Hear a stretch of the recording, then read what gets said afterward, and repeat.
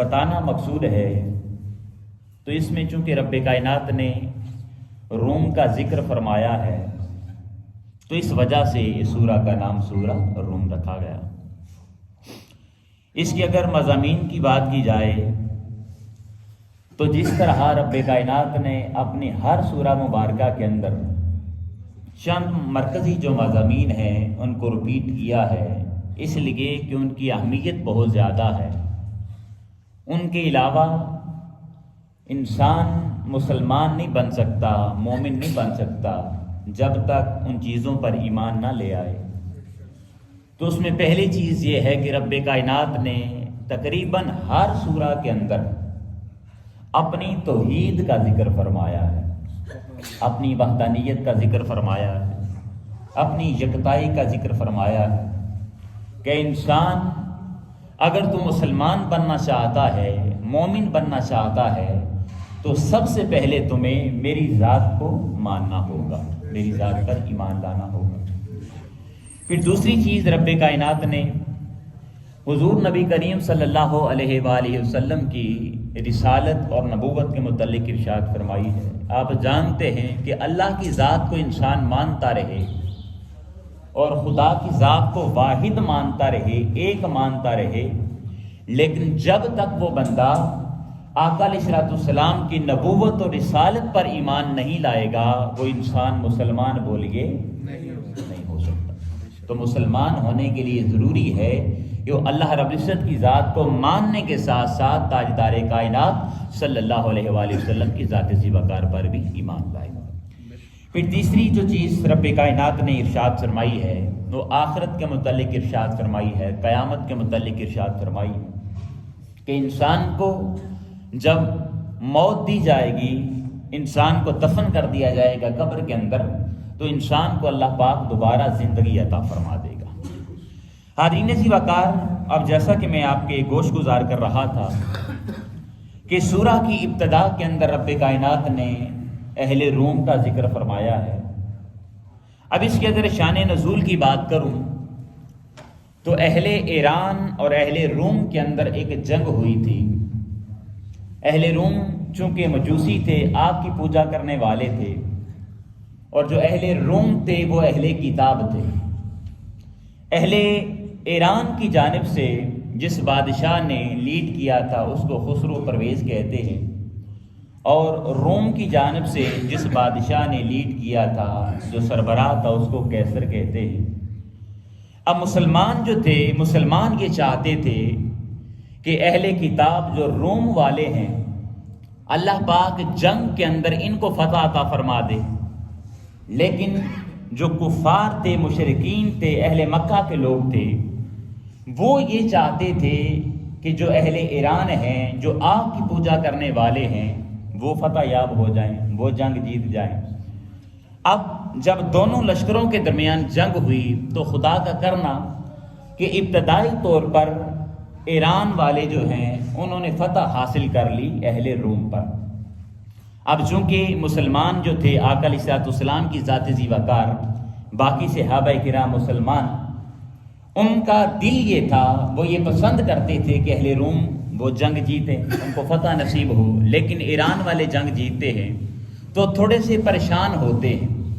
جب پریشان ہوئے تو خالق کائنات نے ان آیات کریمہ کا نزول فرمایا اور ارشاد فرمایا الف لام میم غلبت الروم، روم جو ہے وہ بے شک ابھی وہ مغلوب ہو چکا ہے، اہل ایران جو ہیں وہ غالب آ چکے ہیں، لیکن رب نے آگے ارشاد فرمایا فی ادنى الارض وهم من بعد غلبهم سیغلبون، لیکن ان قریب وہ وقت آئے گا کہ جب خالق کائنات روم والوں کو ایران والوں پر فتح عطا فرمائے گا۔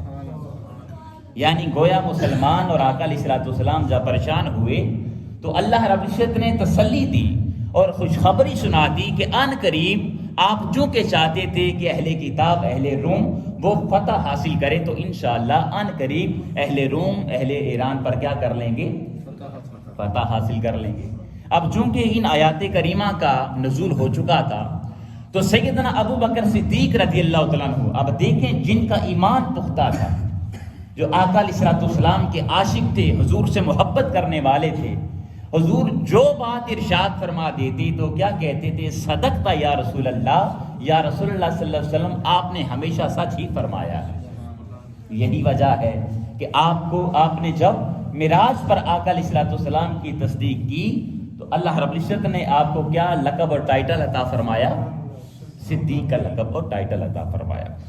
حاضرین سی وقار، جب ان آیات کریمہ کا نزول ہوا تو حضرت ابو بکر صدیق رضی اللہ تعالیٰ عنہ آپ جلدی سے کفار کے درمیان چلے جاتے ہیں اور ان کے درمیان جا کر ان آیات کریمہ کی تلاوت کرتے ہیں اور فرماتے ہیں کہ اللہ رب العزت نے حضور نبی کریم صلی اللہ علیہ وآلہ وسلم کو یہ بشارت عطا کر دی ہے کہ ان قریب اہل روم جو ہیں وہ فتح حاصل کر لیں گے۔ اب آگے روایت میں آتا ہے کہ حضرت ابو بکر صدیق رضی اللہ تعالیٰ عنہ اور ایک کافر تھا جس کا نام تھا ابی بن خلف، ان دونوں کے درمیان ایک شرط لگ گئی۔ اب چونکہ اس وقت یہ جوا کے بارے میں، شرط کے بارے میں احکام نازل نہیں ہوئے تھے، تو یہ اس وقت کی بات ہے۔ دونوں کے درمیان شرط یہ لگی، ابی بن خلف کہنے لگا کہ اگر رومیوں نے جو فتح حاصل کی ہے وہ 9 سال تک اگر فتح حاصل کرتے رہے اور اہل روم نے فتح حاصل نہ کی تو آپ مجھے 100 اونٹ دیں گے، لیکن اگر ان 9 سالوں کے درمیان اہل روم نے اہل ایران پر فتح حاصل کر لی تو میں آپ کو 100 اونٹ دوں گا۔ اب یہ شرط لگ گئی تو رب کائنات نے چونکہ خوشخبری پہلے سنا دی تھی اور سیدنا ابو بکر صدیق رضی اللہ تعالیٰ عنہ عاشق تھے اور پکا پختہ یقین تھا کہ اللہ پاک ان قریب فتح عطا فرمائے گا، تو 9 سالوں سے پہلے ہی رب کائنات نے اہل روم کو فتح عطا فرمایا۔ یہ جنگ جیت جاتے ہیں اور اس وقت ابی بن خلف جو تھا وہ مر چکا تھا، لیکن چونکہ وعدہ ہو چکا تھا تو حضرت ابو بکر صدیق رضی اللہ تعالیٰ عنہ آپ نے ان کی اولاد سے 100 اونٹ جو ہیں ان کو وصول کیا۔ جب وصول کر لیا تو آقا علیہ الصلوۃ والسلام نے ارشاد فرما دیا کہ اب ان اونٹوں کو اللہ رب العزت کی بارگاہ میں صدقہ کر دیا جائے، تو آپ نے تمام اونٹ جو تھے وہ اللہ رب العزت کی بارگاہ میں صدقہ کر دی۔ حاضرین سی وقار، اسی طرح دوسرا مضمون جو سورہ روم کے اندر بیان کیا گیا ہے وہ کفار کے علم کی حد کے متعلق ارشاد فرمایا گیا ہے۔ ارشاد فرمایا اولم یتفکروا فی انفسہم ما خلق اللہ السماوات والارض۔ ارشاد فرمایا کہ کفار، کیا تم اپنی ذات کے اندر غور و فکر نہیں کرتے کہ خالق کائنات کی ذات سی وقار وہ ذات ہے کہ جس نے زمین کو بھی تخلیق فرمایا ہے، اور بولیے آسمان کو بھی تخلیق فرمایا ہے۔ اور پھر رب نے ارشاد فرمایا کہ کفار، کیا تم زمین کی سیر نہیں کرتے اور ان بستیوں کو نہیں دیکھتے جو تمہاری طرح غرور اور تکبر کرنے والی تھی؟ آج جا کر ان بستیوں کی اگر سیر کی جائے، ان کو دیکھا جائے تو بستیاں اجڑ چکی ہیں، تباہ و برباد ہو چکی ہیں، ان کا زمین پر نام و نشان بھی خالق کائنات نے مٹا دیا۔ تو اس چیز کو رب کائنات نے بیان فرمایا اور اپنی وحدانیت اور قدرت پر دلیل ارشاد فرمائی ہے۔ پھر مرنے کے بعد انسان کو دوبارہ زندگی عطا کی جائے گی۔ رب نے فرمایا اللہ یبدأ الخلق ثم یعیدہ، اللہ رب العزت نے انسان کو، مخلوقات کو پیدا کیا ہے اور یہ مخلوقات، یہ انسان اسی کی بارگاہ میں رجوع کرنے والے ہیں۔ پھر قیامت قائم ہونے کا تذکرہ کیا ہے اور رب نے ارشاد فرمایا یوم تقوم الساعۃ یبلس المجرمون، کہ جب قیامت کا دن ہوگا اور جو کفار ہیں، مشرکین ہیں، خدا کی ذات کو ماننے والے نہیں ہیں، وہ قیامت والے دن مایوس ہو جائیں گے۔ کیا ہوں گے؟ بولیے، مایوس ہوں گے۔ ان کا یہ سارا تذکرہ کیا گیا ہے۔ پھر اسی طرح رب نے فرمایا کہ جو بندہ نیک عمل بجا لائے گا، اعمال صالحہ بجا لائے گا، مسلمان ہوگا، کیونکہ ضروری ہے اعمال صالحہ کے لیے انسان پہلے کیا ہو؟ بولیے، مسلمان ہو، کلمہ پڑھنے والا ہو۔ اگر کوئی بندہ کلمہ ہی نہیں پڑھ رہا، اس نے اسلام کو قبول ہی نہیں کیا اور وہ جتنے بھی نیک اعمال بجا لاتا رہے تو اس کو اللہ پاک جزا بولیے نہیں دے گا۔ ہاں، ممکن ہے کہ دنیا کے اندر اس کو جزا دی جائے، دنیا کے اندر اس کو جزا دی جائے، اس کو بدلہ دے دیا جائے، لیکن قیامت والے دن یاد رکھیے اسی کو بدلہ اور جزا عطا کی جائے گی جو بندہ مسلمان بھی ہے اور مسلمان ہونے کے ساتھ ساتھ اللہ رب العزت کی بارگاہ میں نیک اعمال بجا لاتا ہے۔ پھر دوسری چیز ارشاد فرمائے کہ جو کفار ہیں، مشرکین ہیں، خدا کی ذات کو نہیں مانتے، تو اللہ پاک نے سورہ روم کے اندر ان کو جہنم کی سزا اور اس کی وعید سنائی ہے۔ پھر رب نے اپنی قدرت کی چند نشانیاں بیان فرمائی ہیں سورہ روم کے اندر. ارشاد فرمایا یخرج الحی من المیت ویخرج المیت من الحی ویحیی الارض بعد موتها. ارشاد فرمایا کہ خدا کی ذات وہ ذات ہے کہ جس نے مردے سے انسان کو زندگی عطا فرمائی. اب یہاں پر غور کرنے کی بات ہے, رب نے کیا ارشاد فرمایا؟ میت سے انسان کو زندگی عطا کی ہے. انسان کو کہاں سے نکالا ہے؟ میت سے. یعنی زندگی کہاں سے نکلی ہے؟ موت سے نکلی ہے. ہمارا کیا کنسپٹ ہے؟ ہم مسلمان یا عام انسان کے اگر کنسپٹ کی بات کریں تو ہمارے ذہن کے اندر یہ تصور ہے کہ اللہ پاک پہلے کسی کو زندگی عطا کرتا ہے اور زندگی کے بعد اس پر کیا آتی ہے؟ موت آتی ہے. لیکن اللہ پاک نے کیا ارشاد فرمایا کہ ہم میت سے انسان کو زندگی عطا کرتے ہیں. تو اللہ پاک نے ایک دوسری چیز ارشاد فرمایا. اب اس کی اگر میں تفصیلات میں جاؤں گا تو اگلے مضمون رہ جائیں گے, بس اسی پر اکتفا کیجیے اور آگے بڑھیے. پھر رب نے فرمایا کہ ہم نے یخرج المیت من الحی, پھر ہم نے حی سے زندگی سے موت کو پیدا کیا ہے. ویحیی الارض بعد موتها, اور مردہ زمین جو مردہ ہو چکی تھی پھر رب کائنات نے وہاں پر بارش برسائی اور اس مردہ زمین کو بھی زندگی عطا کر دی, اس کو تر و تازہ کر دیا. پھر اللہ پاک نے اپنی قدرت کی نشانیاں بیان فرمائی ہیں. فرمایا کہ خدا کی ذات وہ ذات ہے اور میری یہ نشانی ہے کہ میں نے زمین کو بھی تخلیق فرمایا ہے, آسمان کو بھی تخلیق فرمایا ہے. پھر فرمایا کہ ہم نے مخلوقات پیدا کی ہیں اور ہر مخلوق کی اپنی بولی ہے, اپنی زبان ہے. ہم نے ہر مخلوق کو زبان عطا کی ہے. پھر اللہ رب العزت نے ارشاد فرمایا کہ ہم نے ہر مخلوق کو رنگوں کے اندر ڈیوائیڈ کر دیا ہے, رنگوں میں یعنی کلر کے اندر تقسیم کیا ہے. میں اگر اس مخلوق کی بات کروں یعنی اپنی بات کروں, انسان کی بات کروں, تو ہر انسان بھی بولیے برابر, ہر انسان کا رنگ بولیے ایک جیسا ہے.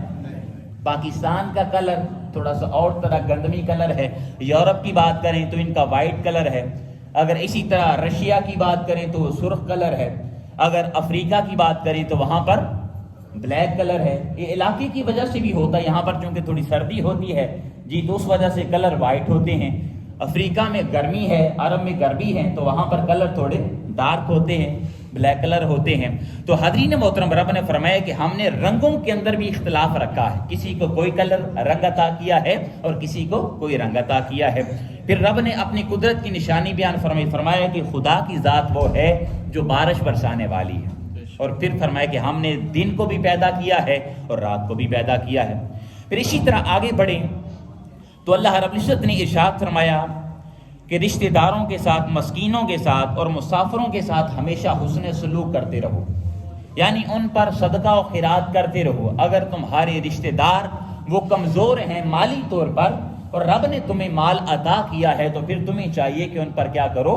خرچ کرو. ارشاد فرمایا فآتی ذل قربا حقہ والمسکین وابن السبیل, فرمایا کہ جو مساکین ہیں, تمہارے قرابت دار ہیں یا مسافر ہیں, اگر ان کے پاس مال و دولت نہیں ہے اور رب نے تمہیں عطا کیا ہے تو تمہیں چاہیے کہ ان پر خرچ کرو.